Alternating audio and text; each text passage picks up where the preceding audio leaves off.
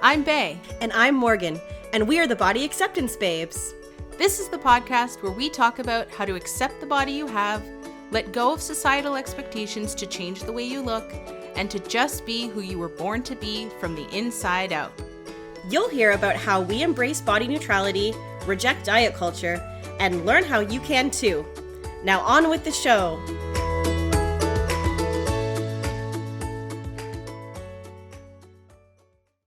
Hey, Bae, how are you? Hi, Morgan. I'm good. How are you? I'm great. I'm actually really tired. That happens. That happens. Yeah, I woke up with, I had a really light sleep. Normally I'm a deep sleeper. Normally I wake up and I remember going to school and people be like, man, did you hear that thunderstorm last night? And I'm like, what thunderstorm? Normally I'm out. Yep. But the last couple nights, I've been such a light sleeper, little things just been waking me up, and I feel not well rested because of it. Right. Yeah. Yeah. Well, how are you this morning? I'm pretty good. I'm okay. I am a little tired because I went to a podcast festival this weekend, but otherwise, woohoo! Yeah, it was a lot of fun. Not for our podcast. I went to a true crime podcast festival called Obsess Fest, and it was amazing. So it gave me so many amazing ideas for what we could do for our podcast in the future. But it left me pretty tired. It was jam-packed and a lot of driving because it was in Columbus, Ohio. So, yeah. I'm a little tired too, but that's not going to take away from this topic because I'm very excited to talk about this topic. But first, do you have anything that happened this week that you want to share body acceptance wise? Yeah, I was kind of I've seen this before, but it didn't register until now. I took the dog to the vet and there's posters and things everywhere talking about weight of animals, and I feel like the weight shaming of humans is transitioned into our pets, and I feel I don't know, it feels like diet culture is ruling how our pets get to live, and I feel like pets aren't affected by diet culture, and because they don't have the mental I get what you're saying. Yeah, they don't have the mental effects affecting their choices. They literally self-regulate, and so it's just crazy to me to think that it's an issue. I don't know. I don't know. It just made me really sad for our pets.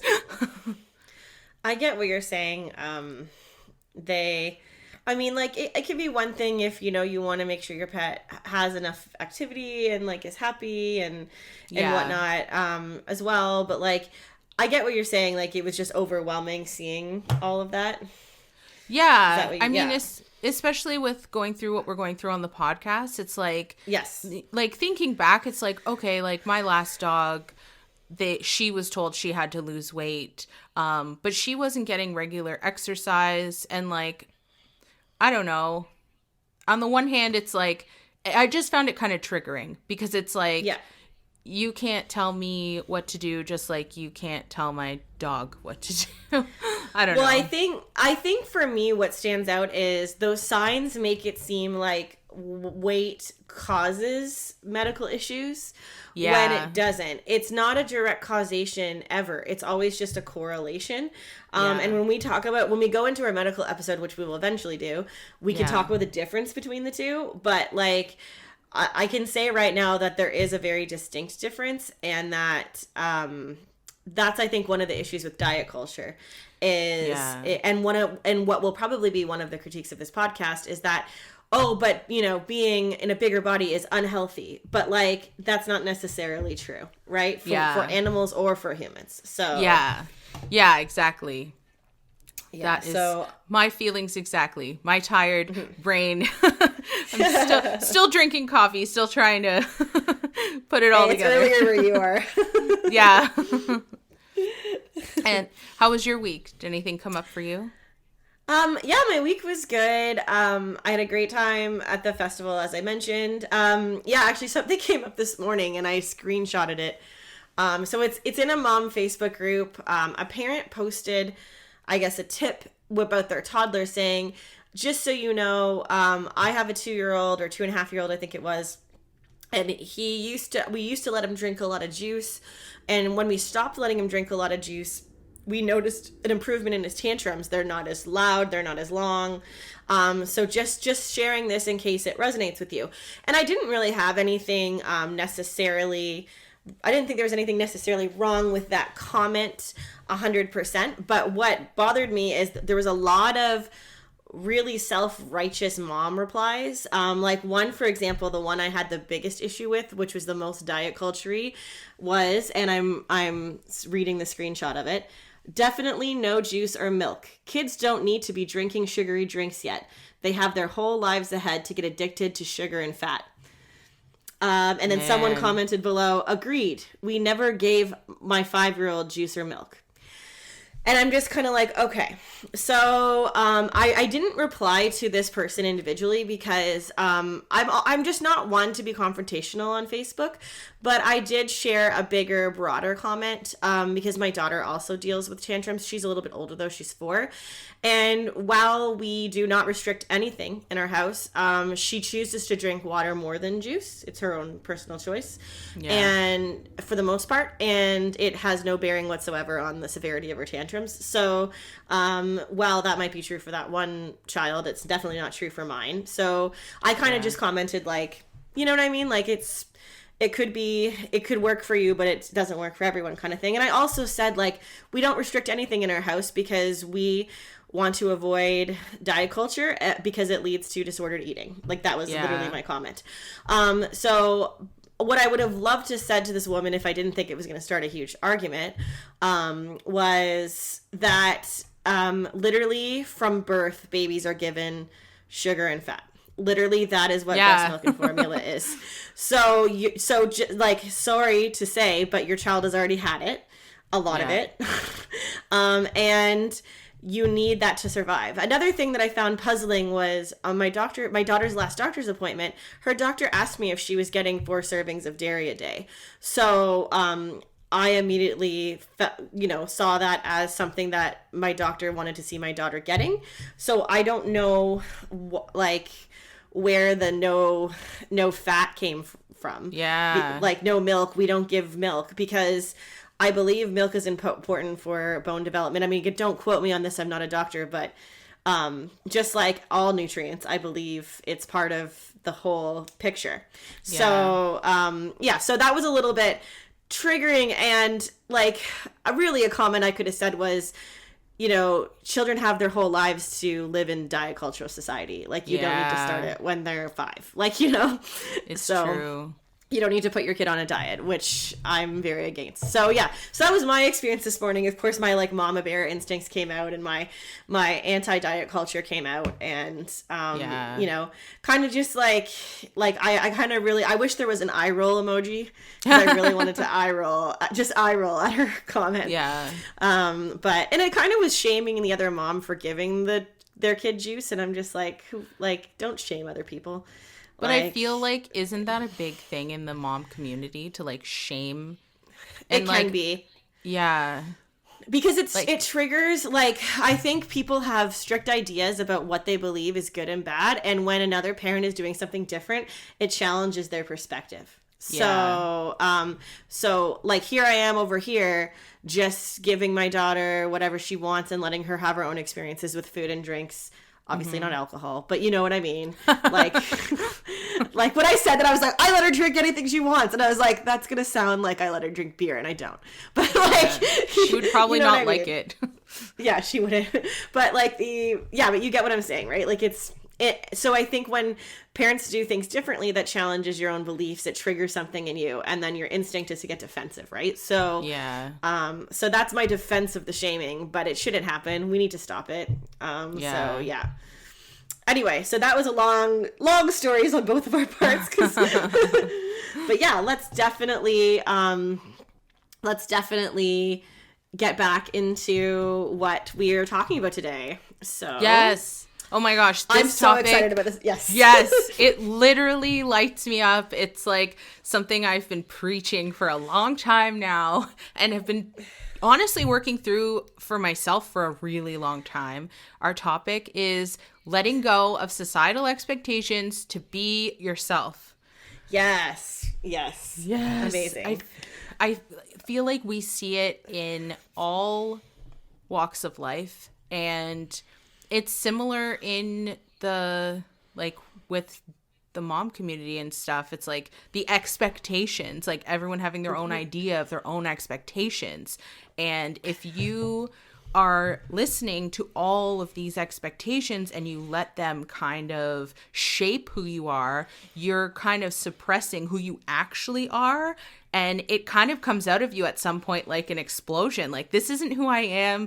And this is me being a different version of myself than I actually know that I am. This episode, we're going to talk about some examples of those things and how to let go of them so that you can let your, I'm just going to use this expression, let your freak flag fly. Yes, I think that's really good. I think that's really awesome. So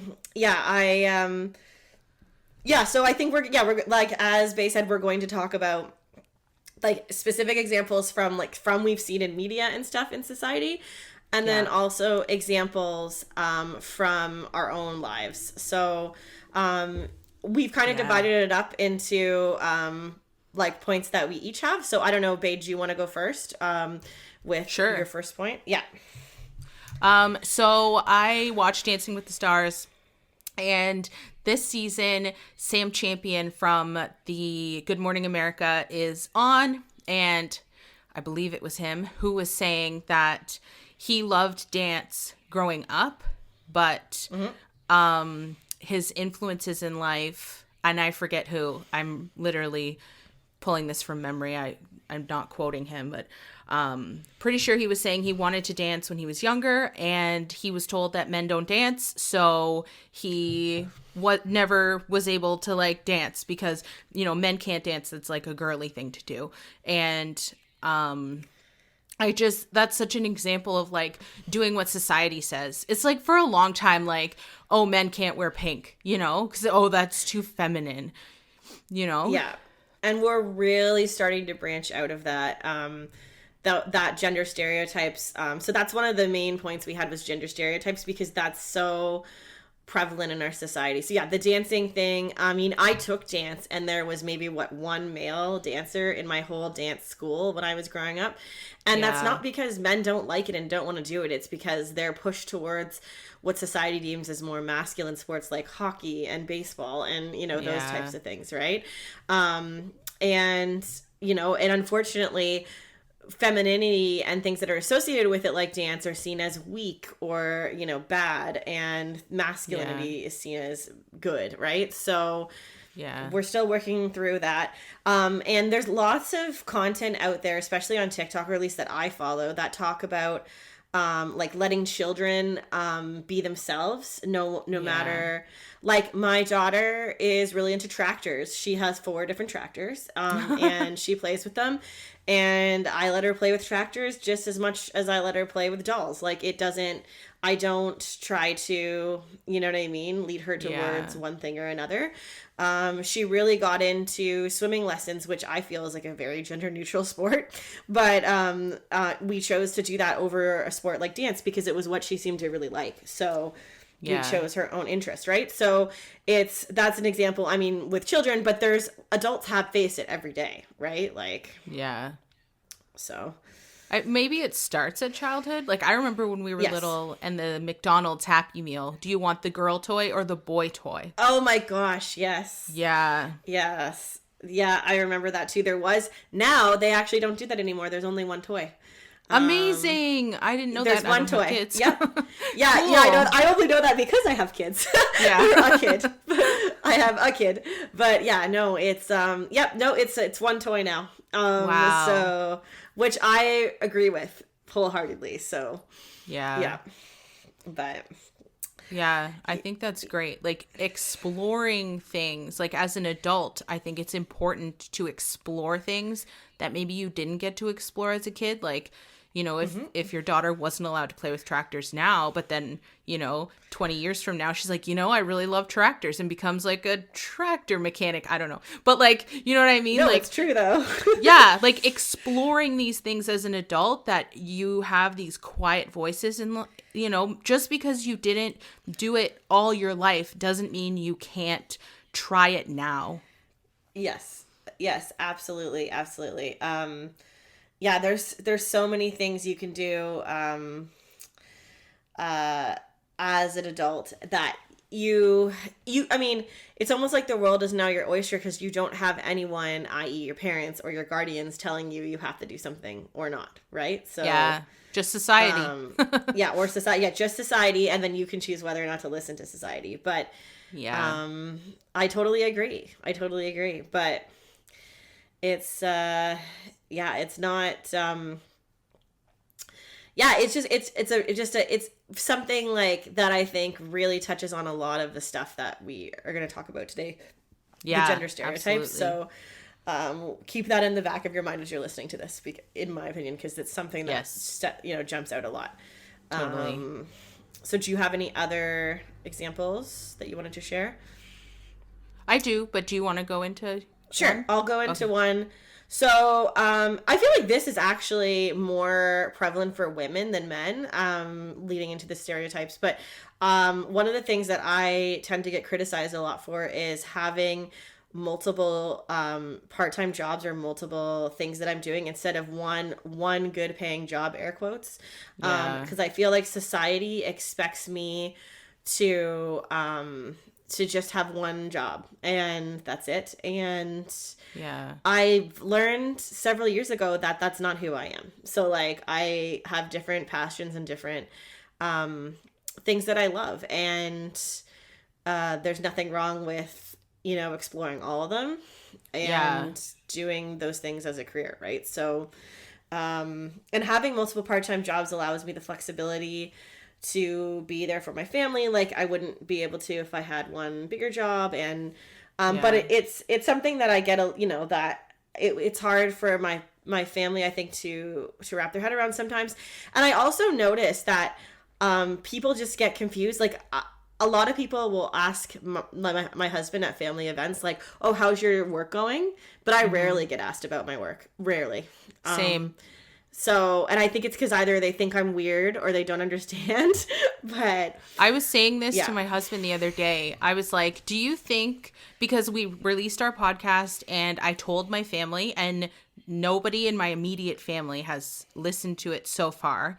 And I was talking to my mom last night. She goes, oh, when I learn how to blogs work, I'll listen to your blog. And I was like, Mom, it's a podcast. And she's like, oh, well, yeah. And I'm like, I said to my husband, I was like, do you think Chris Hemsworth has his family going to see his new Thor movies, like when things come out? Like, do you think maybe it's like an immediate family thing?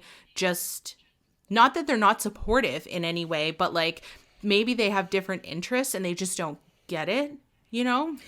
I think that's part of it for sure. I think people just don't get it. I think people don't, like, yes, a lot of the older generation doesn't really understand what a podcast is, and even the ones that do might not understand our genre of podcasts. So there's that too. And I don't think they mean to be unsupportive, or it's just they don't know what to ask, or they don't know how to be involved. Does that make sense? Yeah. So like, I mean, I guess it's like I could care, like my own parents, like my mom doesn't really listen to podcasts and my dad does, but he listens to sports ones.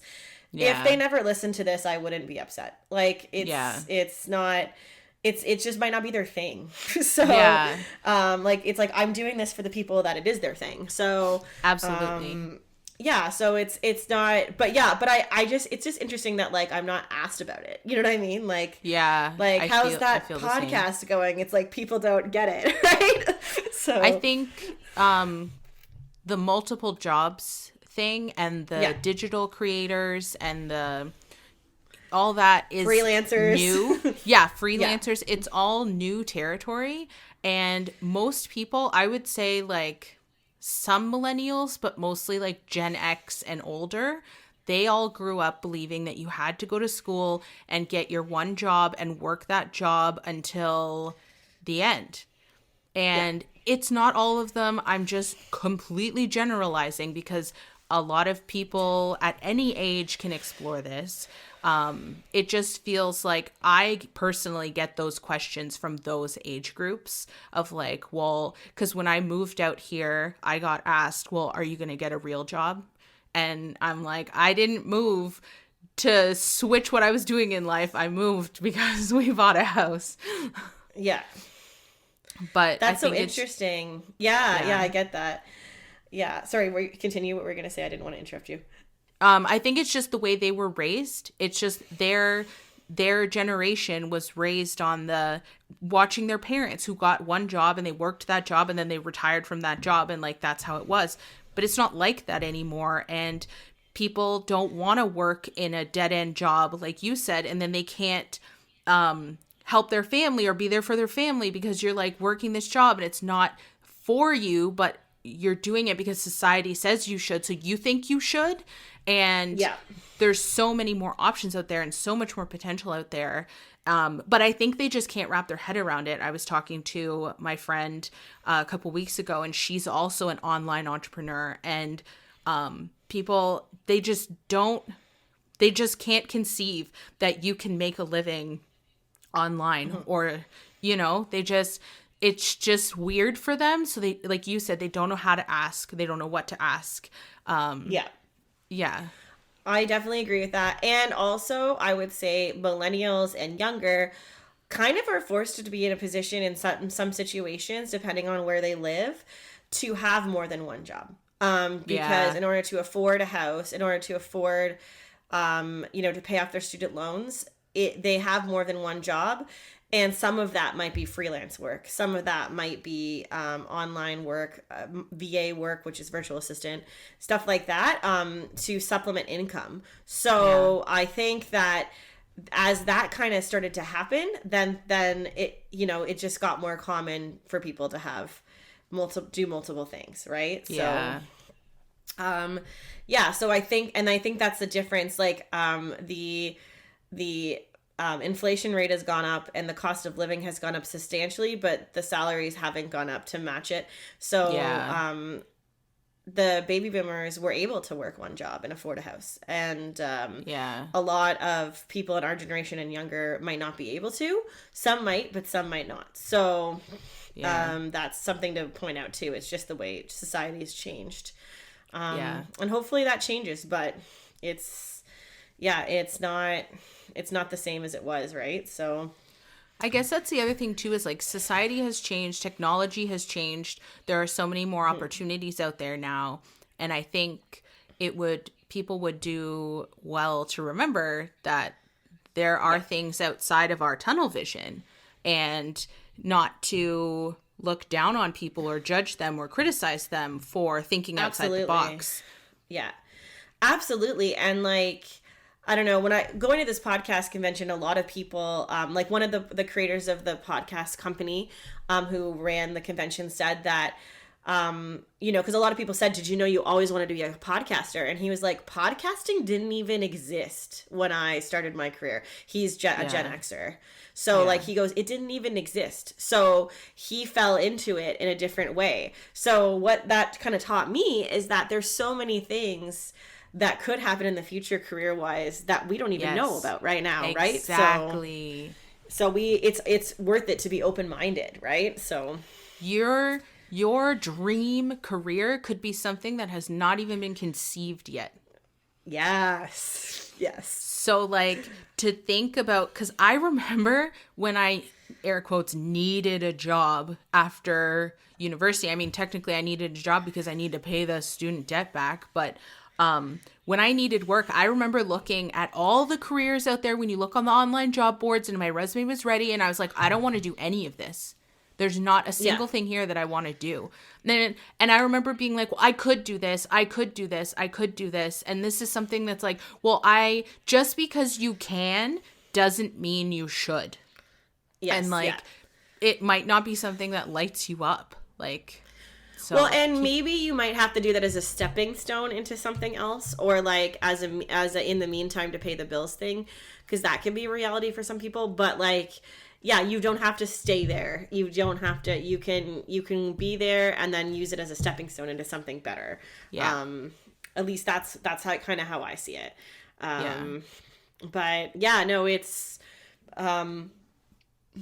Sorry, I'm trying not to burp. But yeah, no, it's it's just it's things are changing, and yeah, it's good to. I guess our point is, do you when it comes to your career, and who gives a shit what anyone else thinks. Exactly.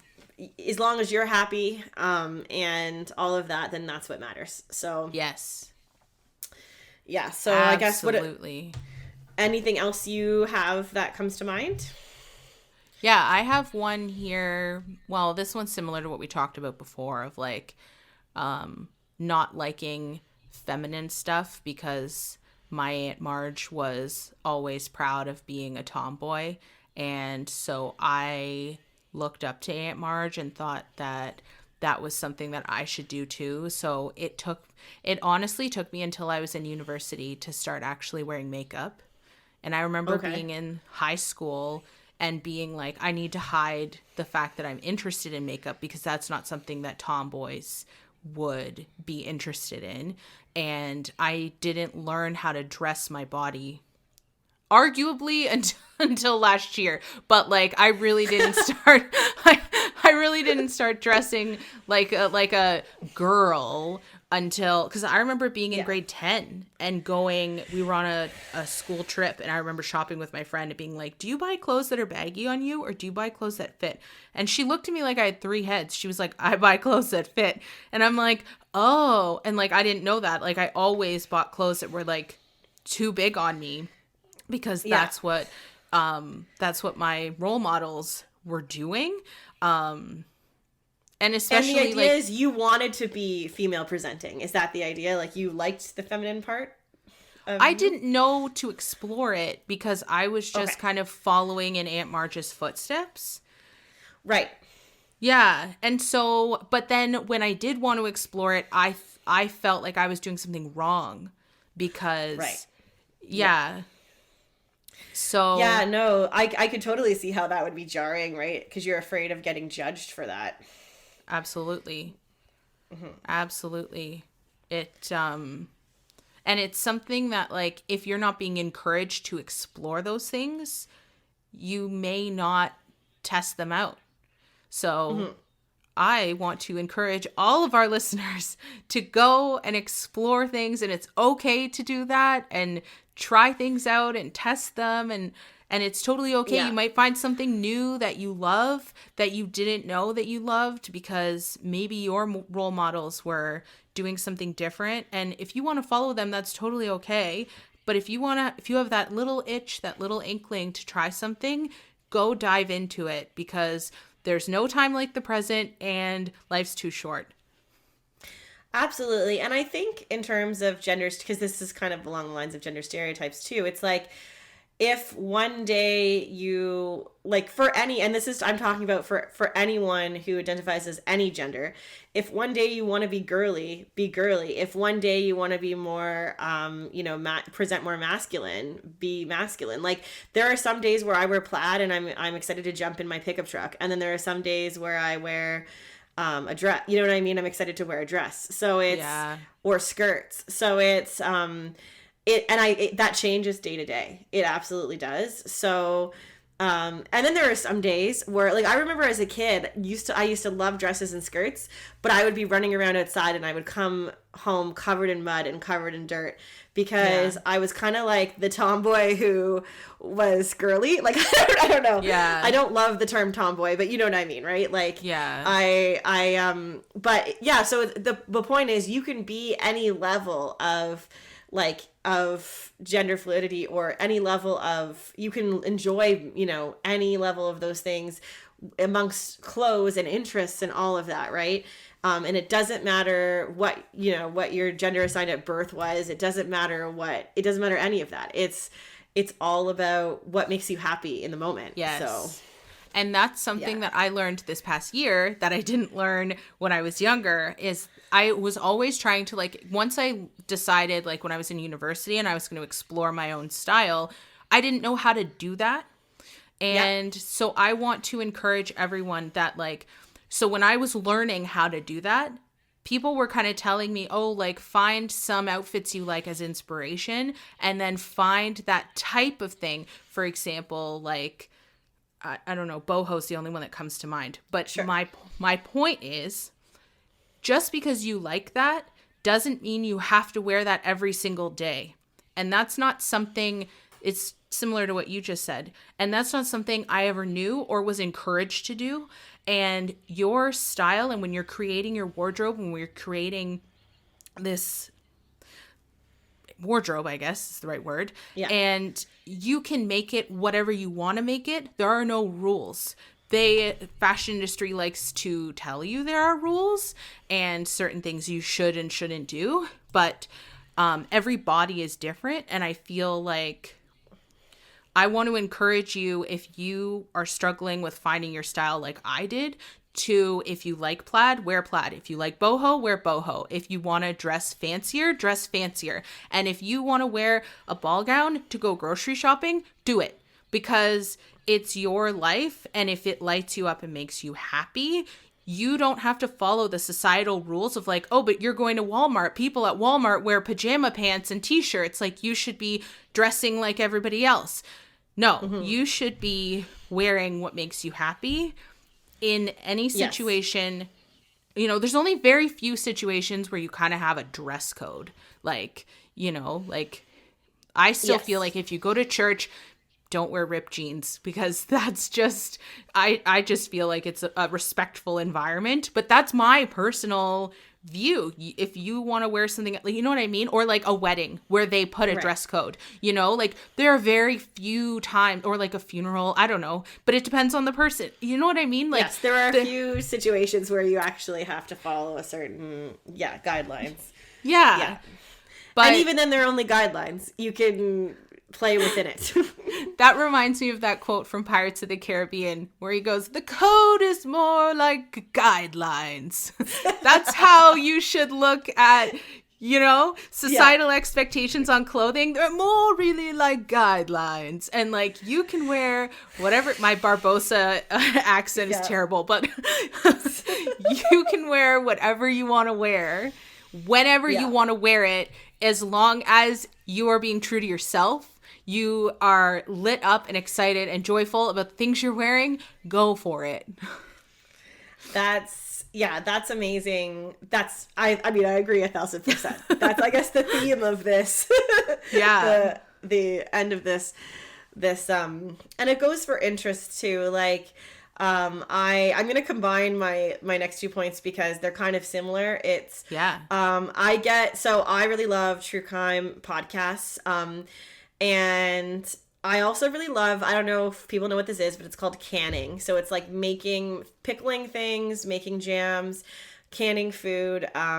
It's something that I really like doing and something I recently got into. But like, I kind of get made fun of for those two things sometimes. And I hide it from people sometimes because I'm afraid of being judged for it. Like the true crime thing, it's like, oh, you're weird, and like, you know, you listen to things and it glorifies the serial killers and it doesn't respect the victims, and I'm kind of like, you don't know what these podcasts are unless you actually listen to them.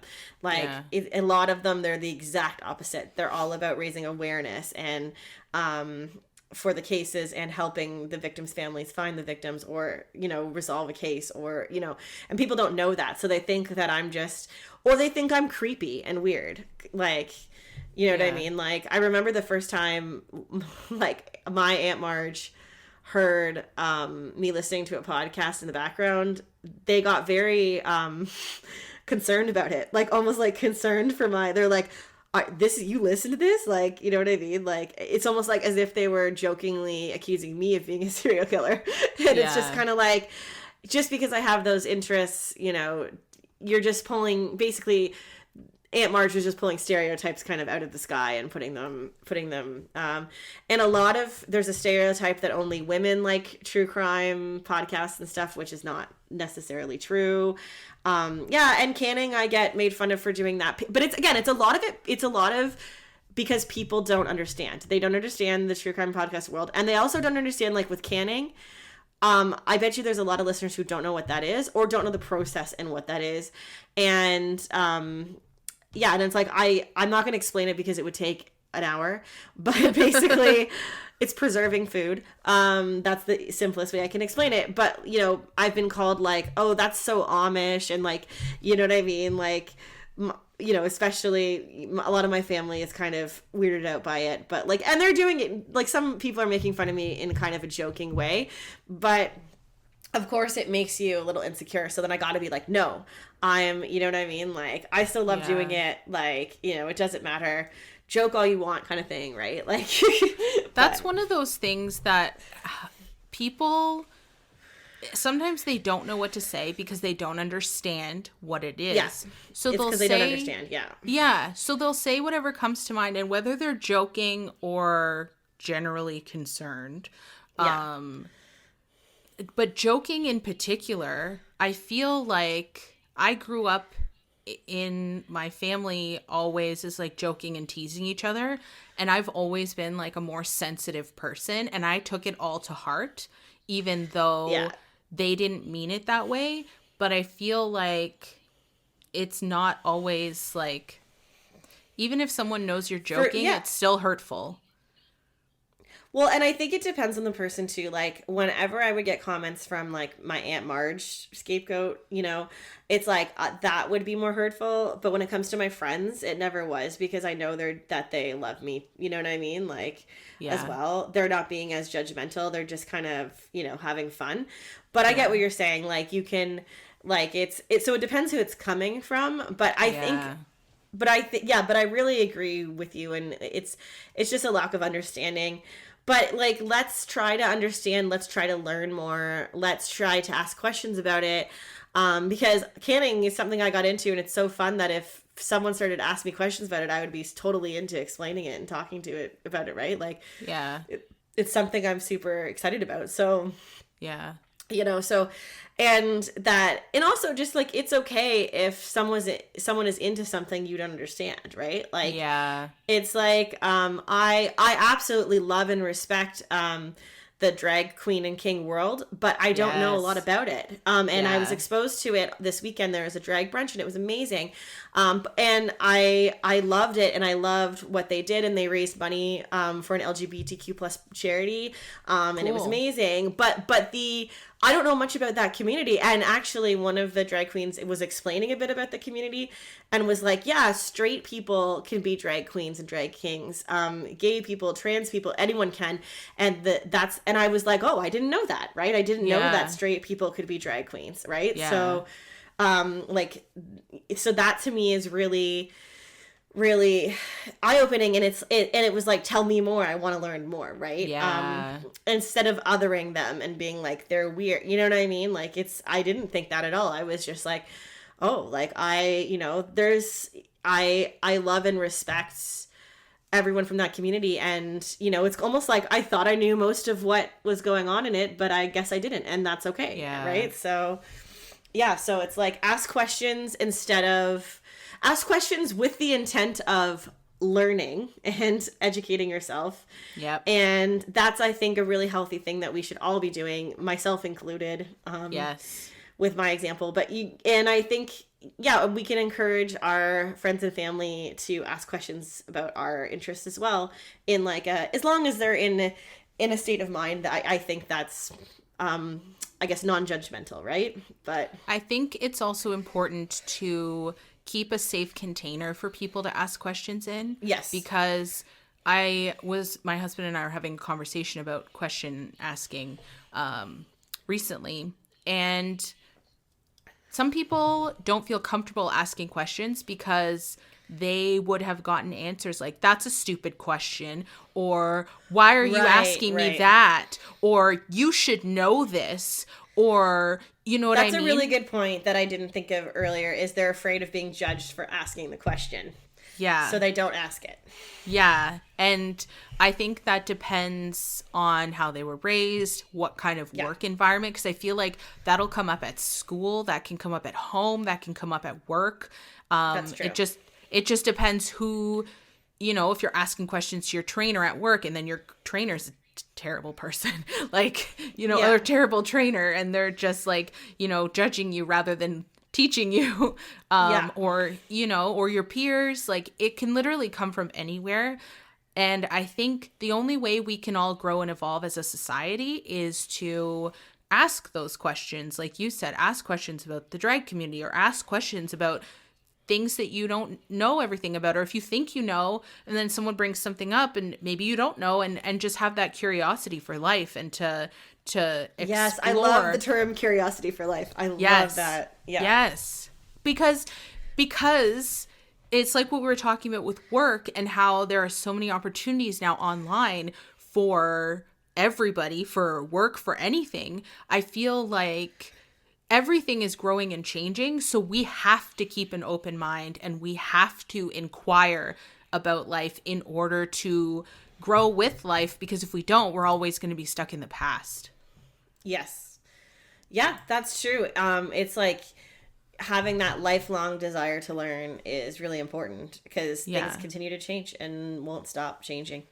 Yeah. You know what I mean? And evolving and growing, and it's just not going to stop. And being open-minded and compassionate, that not everyone is at your same level. Not everyone has done the research you've done. Not everyone knows what you know, because they have not walked in your shoes. So absolutely. Yeah. If people ask questions, answer them. Even if they've asked you the same question a couple times. Like, don't be hard on them. Just, you never know why they can't remember something. Well, and you can tell when a question is asked genuinely, or when it's asked out of, you know, maliciousness, or, you know what I mean? You can tell with tone of voice and stuff like that. But I would like to think that in general, people just want to learn. So, or they're just curious. So that's, I mean, it's human nature to be curious, right? So I think society sometimes suppresses that too. Yes. Yeah. Well, we're supposed to know everything, right? We're supposed to know, of course, you know, and that's not the way it is at all. Especially when you become an adult. I literally was saying this.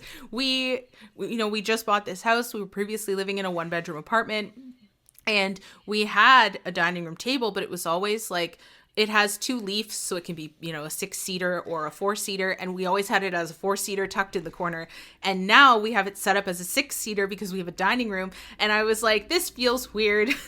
I don't feel like I'm a real adult, but like this table feels weird. And I feel like that's just one of those things of like, you know, we have these expectations like adults should do and behave and act a certain way, but not everyone is at the same level, not everyone is in the same place, not everyone, you know, so we can't go through, just like we don't want to be judged, we shouldn't be judging others, because everyone's in a different place. I had a situation, because I have purchased a house before in my life. I had a situation where someone I knew was just out of the blue asked me, because I said, oh yes, like at one point we had refinanced our mortgage. I said, oh yeah, we refinanced our mortgage. And this person goes, can you explain to me what that means? And I was very surprised that they didn't know. But then I'm like, oh yeah, if you've never, like, before I had done this, I didn't know what that was, right? Like I kind of knew in my head, like abstractly, but I didn't know specifically what that exactly was. So then I explained it to them. But I explained it to them without judgment, because they genuinely asked me that question because they wanted to know, right? Like they weren't trying to be difficult or be, you know what I mean, weird. They didn't know what that was. So, and then it did remind me of that exact thing you said. It was like, oh, not everyone's in the same place in life as you, and not everyone has the same experiences as you. So it's okay if people don't know things. As long as they're not being judgmental or malicious, right? So, and then sometimes too, when I know something and I want to share that I know something, I don't always know how to share it without sounding like a know-it-all, or that I'm telling someone how to do something. Because, like, I remember, same thing with the house. We have one of those faucets where the the head comes off and you can like spray around the whole sink. Oh, that's cool. Yep. Yeah. Yep. So, and it has a button on it where it can do like a straight stream or like a multi-stream, like a shower head. And I just knew how to do it because we had one growing up at my parents' house. And my husband was like, how did you do that? And I was like, oh, there's a button here. There's a button there? And like, then I just started being like, hey, did you know this does this? And he's like, yeah. Oh, did you know this does this? Oh, yeah. But then I was like, oh, like we grew up in different homes. Yeah. So like we do things differently. But I don't always know how to share that knowledge without... Yeah, without pushing it on someone. I get exactly what you're saying. I get exactly what you're saying. But in that situation, you didn't because he kind of asked, right? Like, yeah, yeah. But I thought it was so cute because I was like, oh, that's so funny. But like, I don't know. It's important to be kind when people are asking questions because you never 1,000%. Know. Yeah. Yeah. 1,000%. So I have another point here about taste in music. Okay. I, for the longest time in life, was afraid of being open about my taste in music because it wasn't, I guess, popular. It wasn't what everyone was listening to. Like, growing up, there was this whole phase of music where it was like, emo music was like... the cool music to be listening to. Alternative rock. Yes. Alternative rock. Yes. I believe that's what you're referring to. That's in the 90s. Yeah. And I was never a huge fan, or like the people I hung out with were into like metal, and I was never a huge fan, but I listened to it. But I grew up on country music. I grew up on oldies. When I started liking music myself, I was a huge pop fan. I loved pop. And it wasn't until I feel like recently that pop music became like okay to like. And I don't know if other people feel the same way, but I went to school to work in the music industry, and especially there, people have very obscure taste in music. And I remember one teacher asking us, hey, what are you listening to right now? And I totally lied because I did not want to share that I was listening to Taylor Swift or that, any of that kind of music because I was afraid of being teased or like afraid of being looked down on, afraid of being judged. I lied. And it wasn't until... like I said recently, that I've just embraced that this is who I am and this is what I like, and I don't care what other people think. That's amazing. I kind of have a similar story with that too. But yeah, that's amazing. Like, I'm glad you got there. And I'm sorry that people were so narrow-minded. I mean, if you like alternative rock, like alternative rock. If you like rock, like rock. I love country music. It's my favorite genre. And I used to actually get more teased because of that. Like, because if you liked country, then you were seen as uneducated and kind of like a redneck and that kind of thing, right? Like, and I was just kind of like, well, I don't care. I love the literalness of it. And because I guess that's part of how I think. I love words and I love lyrics, and country music has very specific literal lyrics, right? Yeah. And that's something I love about it. They also have a lot of storytelling in there. Yes. Absolutely. I was just going to say, yes, absolutely. Yeah.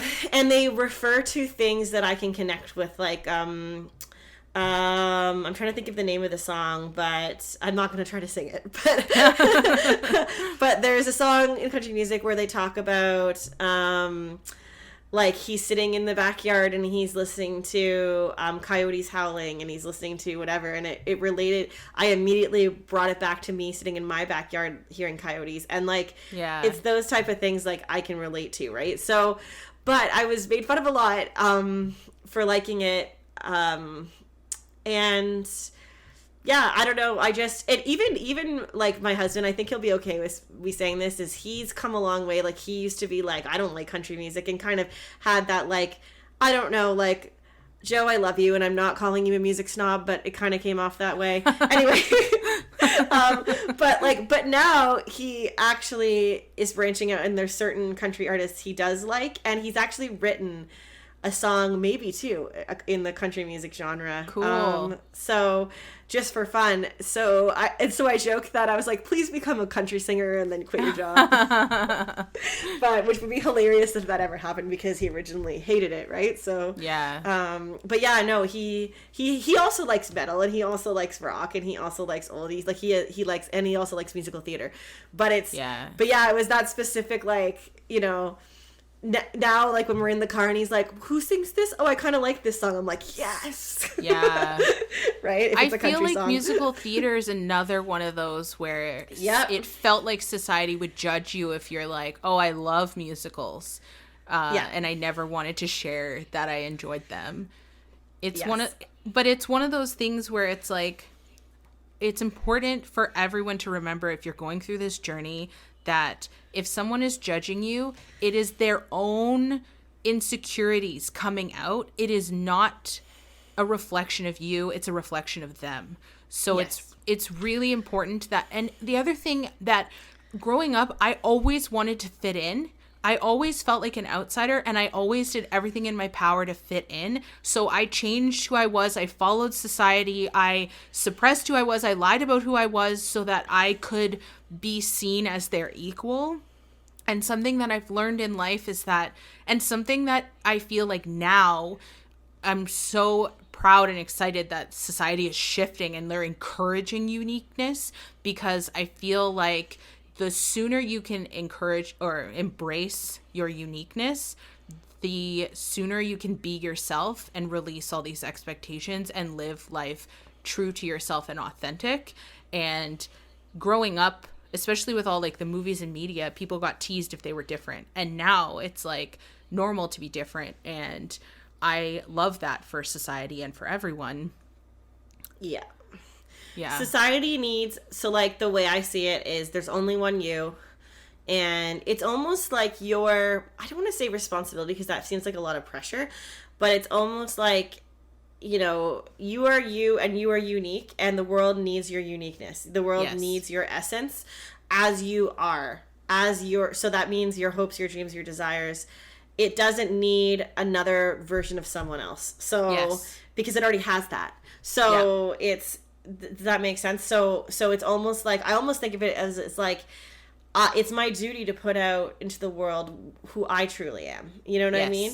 It's my, because there is only one me, and maybe that will help someone someday, or maybe that will inspire someone, or maybe, does that make sense? Like, I you know, so and I went through a time, and I'm not saying that I'm perfect at it now, and there are still time, you know, a lot of these examples of the true crime and the canning are very recent, where I'm afraid of being judged, right? So I'm not perfect, and I'm still working at it, but I definitely feel, especially also being in my 30s, I think once I turned 30, it was like in my 20s I was trying to figure out who I was. In my 30s I figured it out, and now I get to just be that person, right? So I used to just get to be me, and it's evolving. It's like I never used to like canning, and now I do. It's like it's evolving as I go, right? So I never used to like cooking, and I love cooking. Like there's so many different I guess parts of you that can evolve and grow. But I guess what I'm trying to say is, if you're interested in something, and if you have the deep desire in your heart to do something or be something or wear something, then that's part of who you are, and it's amazing if you can show that to the world. So, and I also think there are so many communities online. If you are surrounded by people in your physical life that don't accept you, there are people in the world who will accept you, who have similar likes as you. And as hard as it can be to not have that physical support, there are people out there that can support you. I know when I was on this online entrepreneur journey, I didn't know, I mean, aside from you, who's like an entrepreneur, I didn't know anybody else who was an entrepreneur, especially like in the online space. And so I found people online who had similar interests, and they're like some like great people, and they're so supportive of everything, and we're just supportive of each other. And so what I'm trying to get at is if it doesn't look like you have people who are going to support you and encourage you to be yourself, we are those people for you to encourage you to be yourself. And Yes. there are communities of people who like what you like, and they can be your rocks, because online is just as good of support as in person, I feel, especially when you're trying to embrace who you are. Absolutely, because that's how it's easier to find like-minded people. And not to take the opportunity to plug the Facebook group, but we now have a Facebook group called Body Acceptance Podcast Discussion Group, and it's great. We just started it, so there's not a ton of members, but we're hoping it will grow. And that's a safe space for you to be who you are and to share your journey and that kind of thing. But so we've tried to create one. We are creating it. Yeah. It has been created. So it's that's an example. But yeah, it's just part of body acceptance is almost like soul acceptance, right? Yes. Like, so yes. that's kind of what this episode is about. Accepting those parts of you. I mean, some of it is body related, but like accepting those parts of you that are part of your soul that are then reflected in your body. So I feel like if you can't accept your own taste in music, then you can't accept your body. And that's kind of the whole like point of this episode is like, if you can't accept that you really like wearing pink, then how can you accept, your body the way it is? And like, I personally feel like exactly what you said, body acceptance is more than just your physical body. It's your mind, body, and soul. And so accepting everything about yourself, releasing those societal expectations, really leaning into who you are and finding like-minded people to support you and like let your flower bloom. Like, you really need those things in order to do that. And in order to love and accept yourself, it has to be all parts of you. Absolutely. So, I mean, I'm just trying to think if there is another example. I mean, I have a couple other examples, right? And I'll kind of combine the last two. So like, the first one, it's like, it's kind of what you mentioned with, not knowing how to dress, what you had mentioned when you were younger. But for me, it's like, I like certain things, but I worry if, like, it's like, I guess I'm afraid of being judged for them for my age. Like, is this too young, or these clothes too young for me? But then I usually step back and think, well, who the hell really cares? Like, does it light me up? Yes. Does it, do I feel comfortable in it? Yes. Then I don't really care, right? Like, it's not, I don't have to dress. Age is kind of just a created construct that society's created, right? Like, you are as old as you think you are. And I think that's one of the reasons why I know a lot of people that are like, I'm 37, don't tell my age. But like, I'm not like that. I'm 37. I'm proud of it. Like, you know what I mean? I don't care that, like, I don't know. Well, and for me, I stopped counting. Like, I need someone like you, because we're born the same year, like, to be like, oh yeah, that's how old we are. I actually, for some reason, thought I was 38, and then I was like, no, I'm only 37. But it was funnier. Close to my 37th birthday, I thought I was turning 38 too, and I had to do the math. But like, this is my opinion, is that your age matters until you're 25, because at 25 you get like a insurance discount on your car and like all that shit, and then it doesn't matter again until you're whatever age you retire at. So like, this middle phase of like childhood and like markers for growth and whatever, and then like old age, it's like, this is adulthood, and it's this huge bracket. And the other thing, it doesn't matter. Like, they say what your age is, and it's just like, knowing what your age is just puts extra judgments on you. And I personally feel like it's easier just to like, I don't know how old I don't care how old I am. Like, I'm living my life and I'm loving my life, and the number that I am doesn't matter. Yeah, I definitely think the number doesn't matter. That's for sure. But I think the reason why I'm comfortable sharing, and I'm not ashamed of my age, is because I really do think growing old is a privilege. Like, it's something that we are privileged to do. I have friends that haven't had that privilege who have passed away young. I have relatives that have passed away young. So it's like, so I always look at it as like, I'm lucky to be here. Oh my gosh, I'm getting so emotional. I'm privileged to be here. I don't mean to make you emotional, but it's true. You know what I mean? Like it's where, so we might as well embrace it, you know?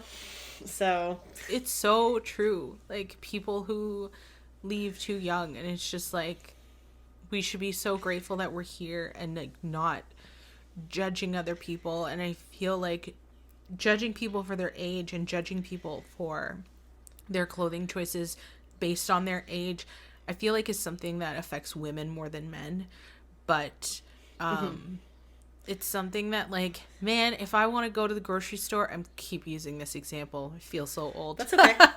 That's okay. Going to the grocery store, I'm wearing a corset. Like, but who cares? I think everyone needs to get food, so that's a relatable answer. Yeah, right. If you're an adult, then you need to go. You need to somehow. So like, I do grocery delivery a lot, but still, I interact with the grocery store. So yeah, right? yeah. So but it's a relatable topic. But yeah, yeah. If you feel comfortable in your body and you want to wear lingerie as your clothing, do it. Yeah. If you don't feel comfortable in your body and you want to wear a muumuu, that's all that came to mind, like a full body cover up, like, then do it, but a baggy t-shirt, like whatever, and don't judge other people for doing it, because something that might make you potentially feel bad about your own choices is like the fact that you actually are judgmental. So like, if you're being judgmental, like, be honest with yourself of like what you're doing. And once you can let go of all those judgments and rules and expectations that come from you from society or wherever they come from, then you can start to embrace like, hey, there are no rules. Like here, this is your sign. This right here is your sign. There are no rules in life. Go ahead and be you. Like, okay, fine. Yeah. There's rules of the road for driving. Okay. Obviously there are some rules there's laws. You can't go kill a guy. Like, there are rules in life, but for the most part, Body Babes contest is not condoned murdering. I'm kidding. But my point is, like, there are no rules that just because you are 37 years old, you must wear these types of clothing. Like, there are no rules that you need to act a certain way. There are no rules that you can't, like, canning. Like, there's all these, like, it's okay to do everything. Release those rules, and this is your sign to do so. It is your sign. I'm trying to do spirit fingers and it's not working. Yeah. Yes. Bring it on reference. Yeah.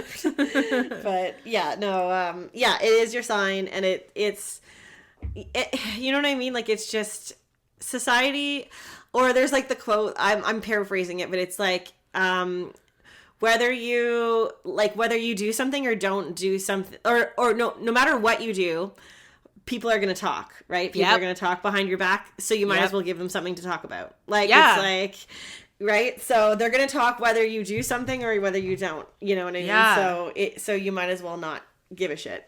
Absolutely. So. And man, it's so liberating to let go of all that. Like, don't care what other people think, because you can't change it anyway. They're going to think, like you said, they're going to talk, they're going to think, they're going to do whatever they are.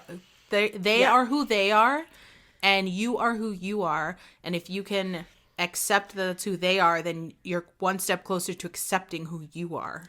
And I want to mention, because we both talk about how we were made fun of when we were younger. And I was made fun of a lot.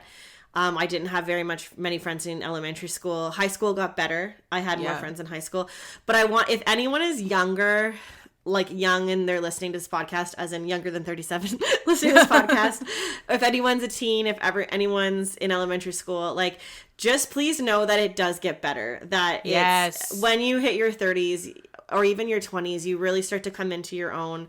It gets better. It's not always going to be like this. So if you're struggling with fitting in, or you're struggling with being made fun of, like, just know that you know it improves as you get older, and you trying to fit in is not going to stop it necessarily, right? So yeah, it's all like people are going to make fun of you whether you try to fit in or not. I have tried everything in my elementary school life to fit in, and nothing worked. So you might as well just be who you want to be, because it's not really going to make a difference. People are going to be assholes if they're going to be assholes. So, but honestly, it gets better as you get older. You find your people, you find your passions. You like the people who made fun of you in high school and elementary school. You won't think about them anymore. They won't rule your life at all. So, yeah. And the more you can lean into who you are, the quicker you'll find people with those like-minded passions and interests. And you'll find your people. You'll find your group.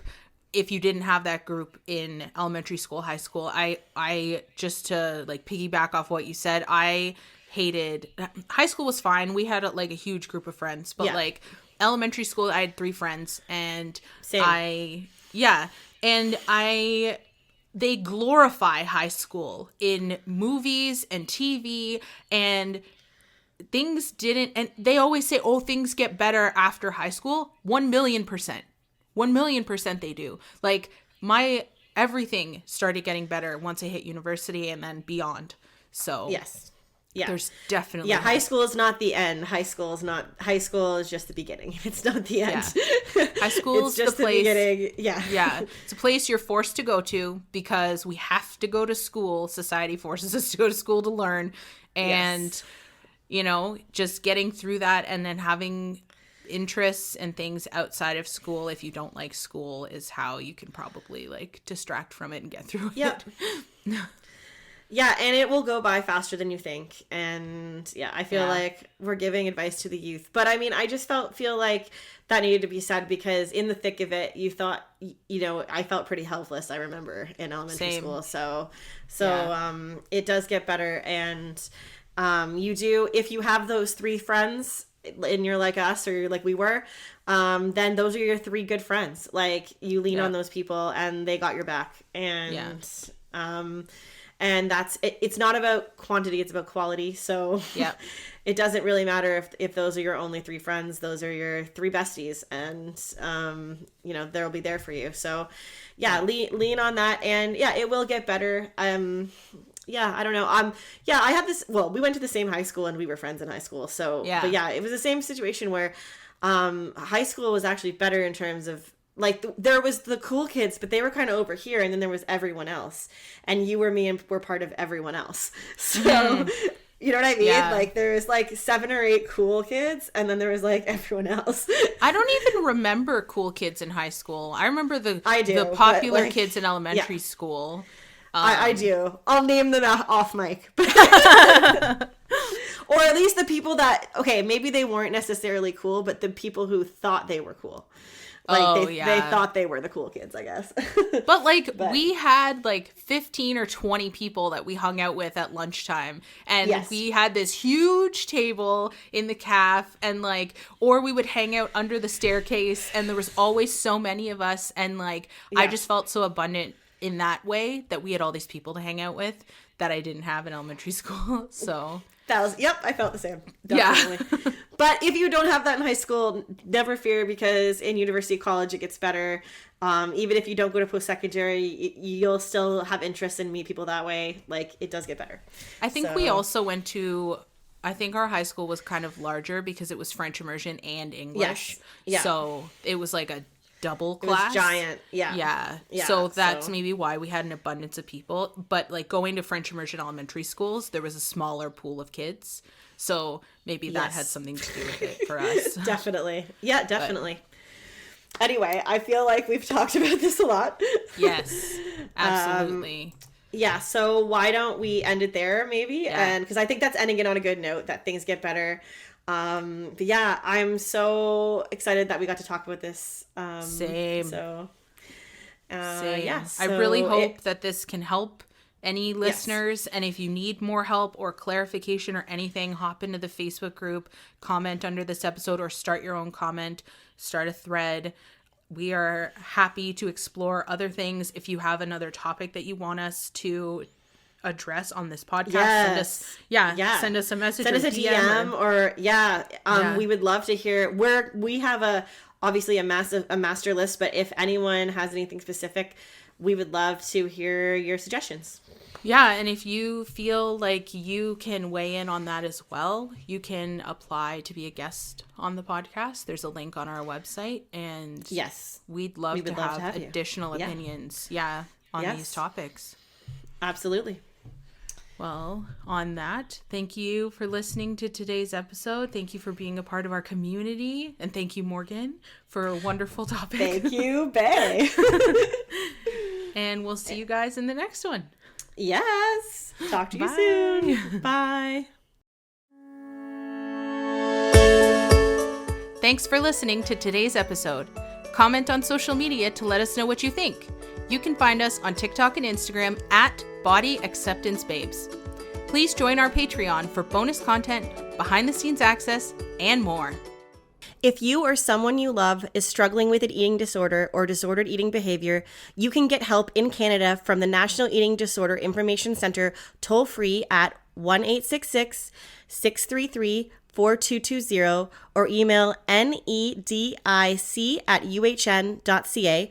Or in the U.S., you can text or call the National Eating Disorder Association toll-free at 1-800-931-2237.